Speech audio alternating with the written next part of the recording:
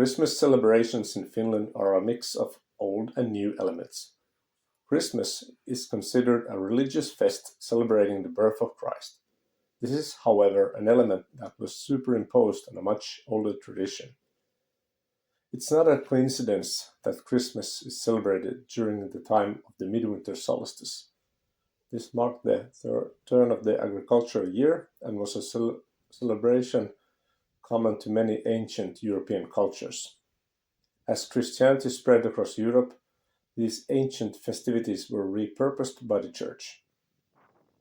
People in Scandinavia and Finland have, like other European counterparts, also celebrated a midwinter feast that was ritually connected to the agricultural cycle. In Scandinavia, Christmas is called Yule. Linguistic research indicates that the same name exists in Proto-Nordic as well as in the Old Gothic language. In the Finnish language, the Swedish or Nordic name of this festivity was adopted as the word Joulu. What makes Finland especially interesting is that the folklore is influenced by a mix of both Western Germanic traditions as well as Eastern Finnish Uralic traditions. There has been a long history of interaction between Sweden and Finland. Finland was conquered by Sweden in the 13th and 14th centuries as a result of a series of crusades. Before that time, people in Finland adhered to old beliefs and gods. The onset of Christianity did not immediately erase all old beliefs and ritual customs. Many elements of ancient lore remain in a reformed state. Due to a long period of interaction between the Finnish and Swedish cultures, there are many shared similarities in beliefs and folklore.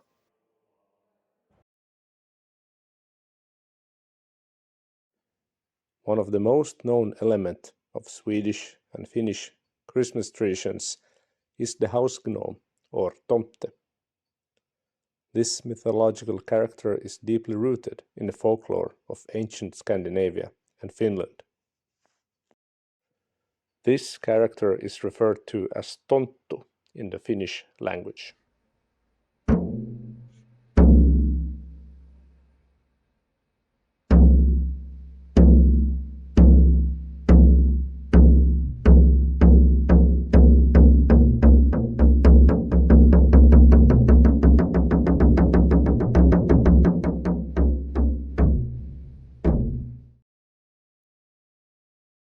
Tomte was an ancient guardian spirit of the house and farm, generally described as being a short, strongly built old man dressed in a simple grey piece of clothing or a cow's skin coat.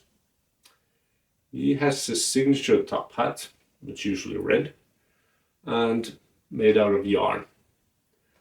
Some of the tomtes that have been seen by people have also been described having only one eye or having maybe one of the feet replaced by a hoof. Women Tomtar are also known but less common.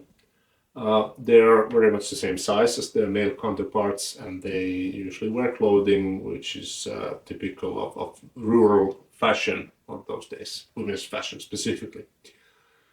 But other than that, the Tomte is not only bound to his human-like form. He is also a shapeshifter, and he can appear as different animals. and he can also disappear completely if he wants to.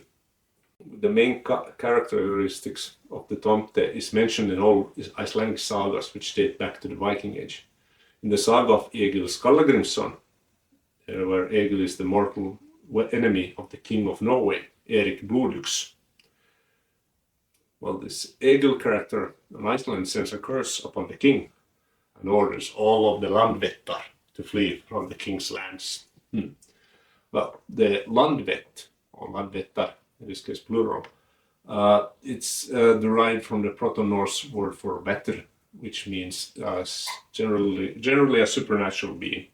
The English word white and the German wicht indicate the same being. The Vettar, at the time of the Vikings, considered to uphold the wealth of the land.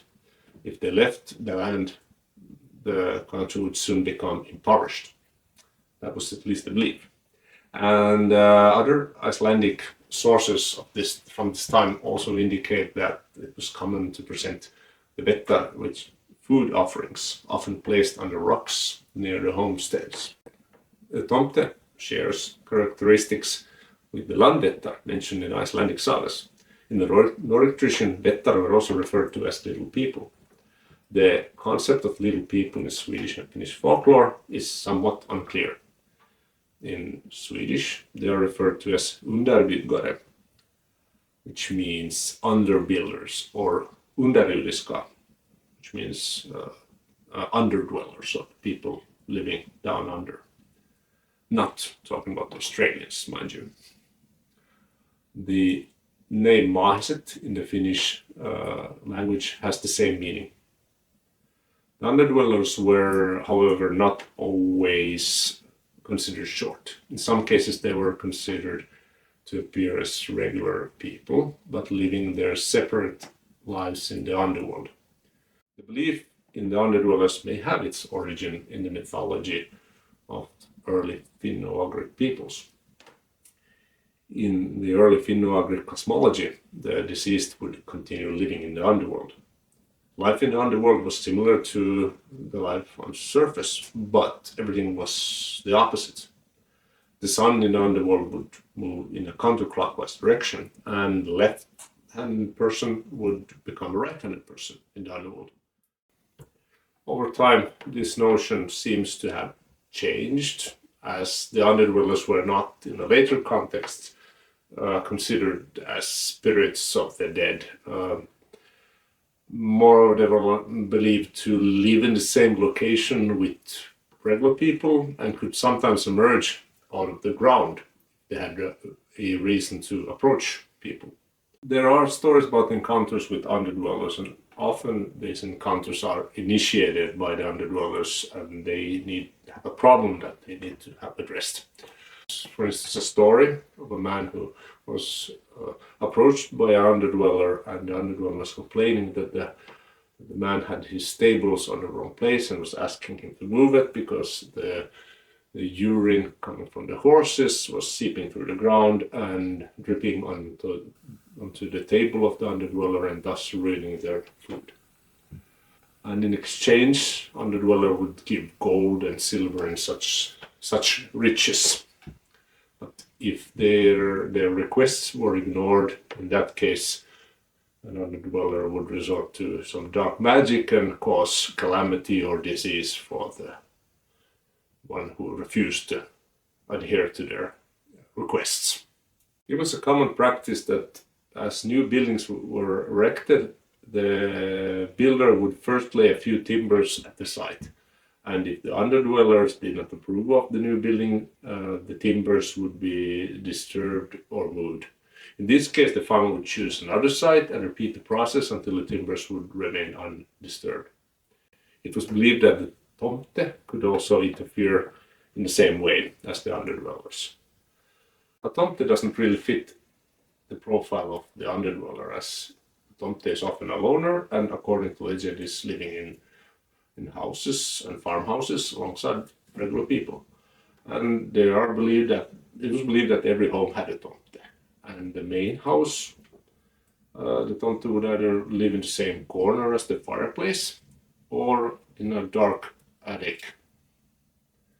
There was also a Tomte living in the barn with the farm animals, in the sauna, and in the threshing cabin. A Tomte was an upholder of traditional norms and standards. He appreciated people with good work ethics and would help along with chores and take care of the livestock if necessary. And if a Tomte felt displeasure, he or she would let the people know that by making excessive noises or breaking things or even physically attacking any transgressor.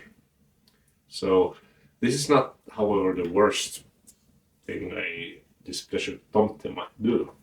In the worst case scenario, he would burn down the building or simply leave the farm, which would result in poverty, bad luck, and misery for all involved.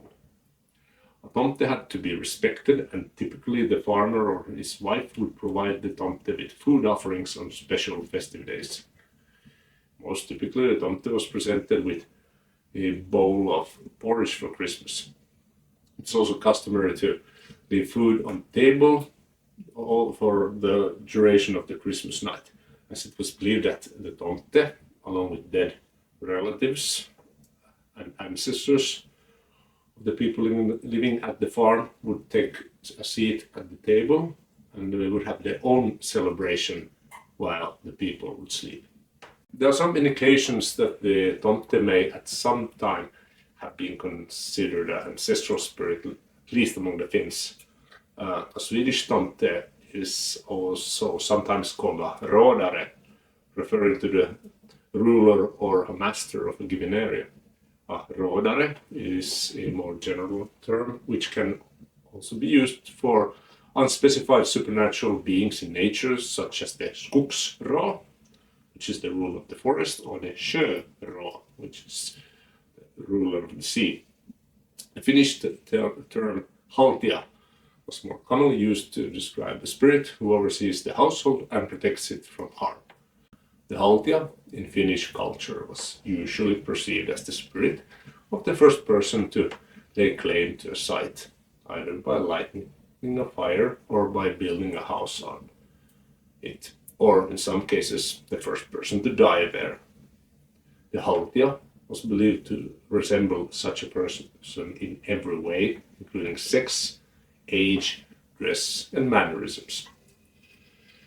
The dominant idea was that a person, once laying claim to a piece of land, would always remain in charge of it. A haltia could even be brought to a new site from the previous one, either with the fire kept alive and transferred, or by taking ashes from the old fireplace and bring it to the new site. In Finland, the Tomte seems to have traits that are an amalgamation of two slightly different traditions, the Finnish Relic and the Swedish Germanic.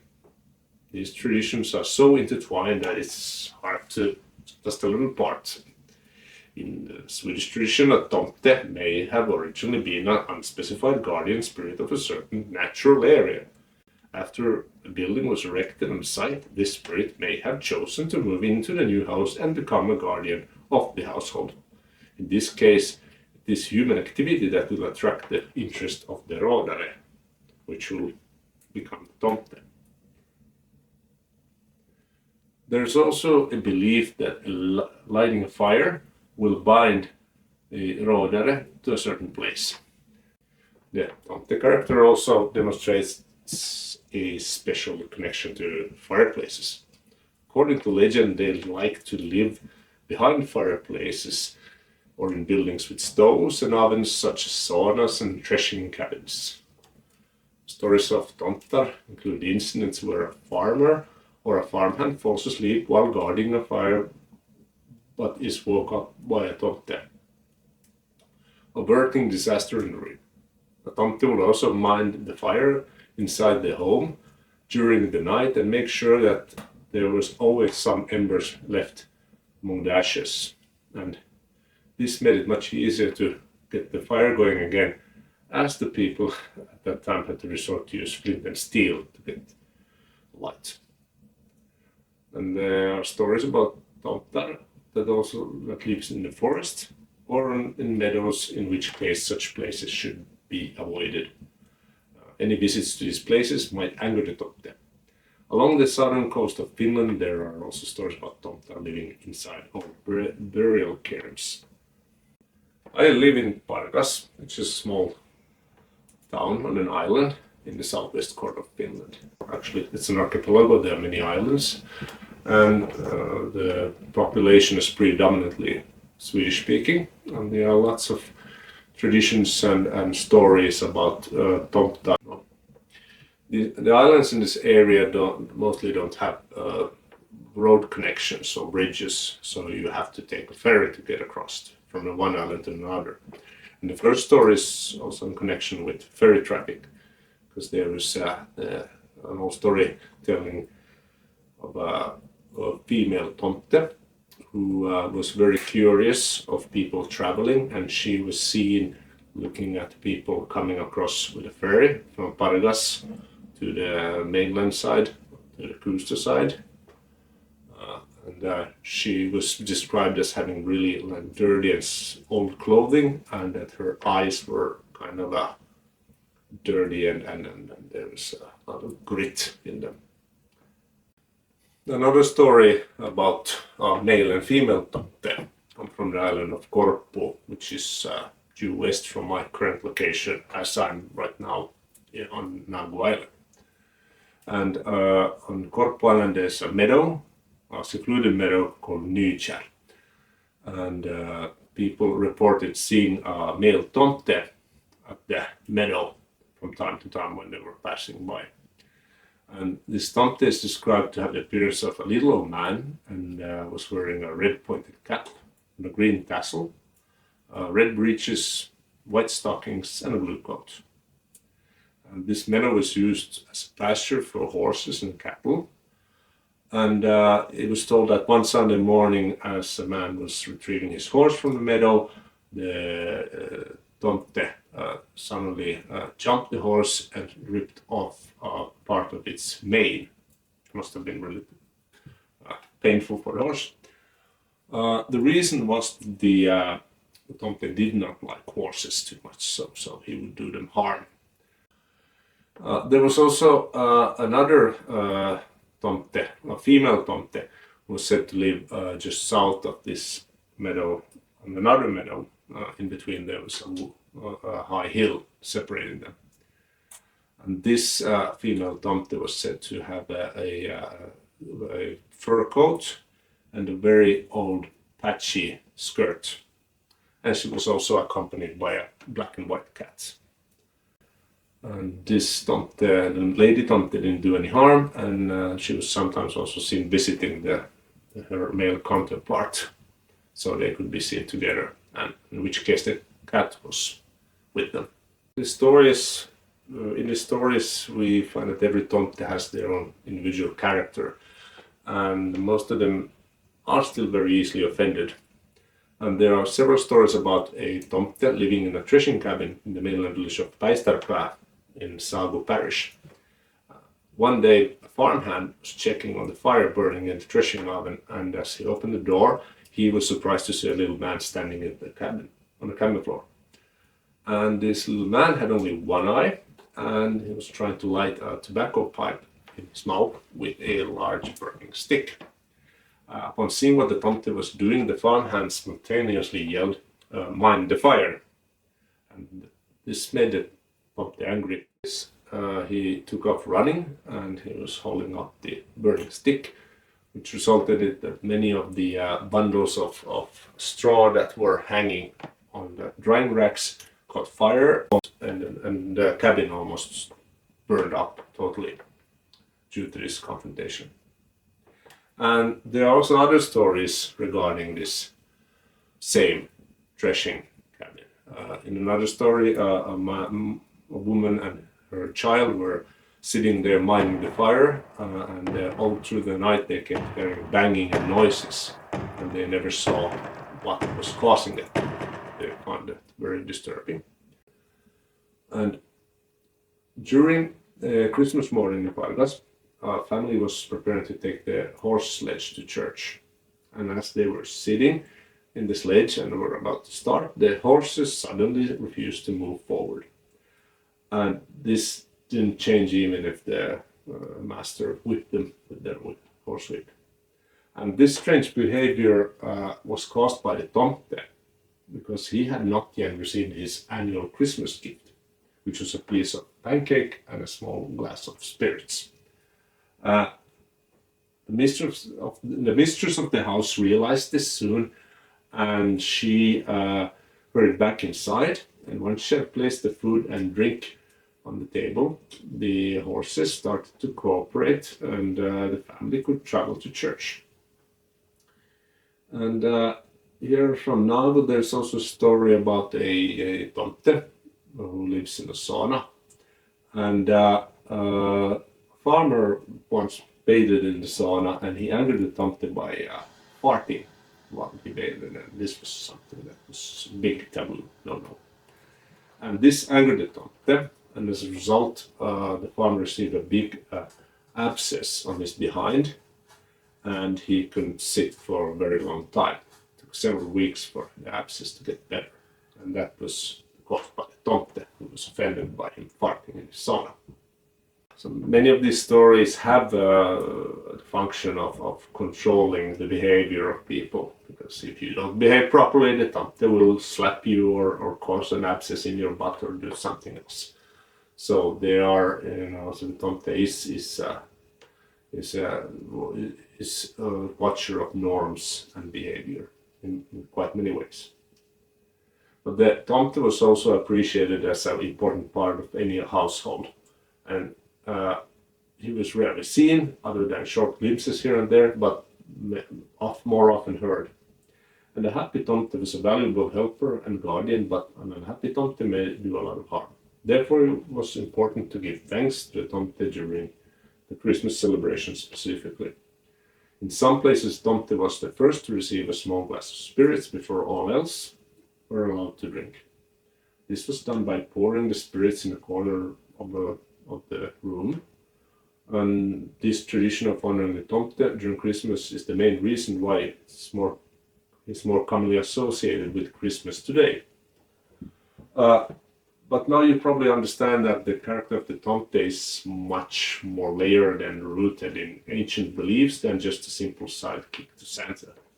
And hopefully this Christmas you will set aside a bowl for your own friendly neighborhood Tomte, show some appreciation from all the work he has done for you this year. And please even include some butter, because that will be surely appreciated by your Tomte.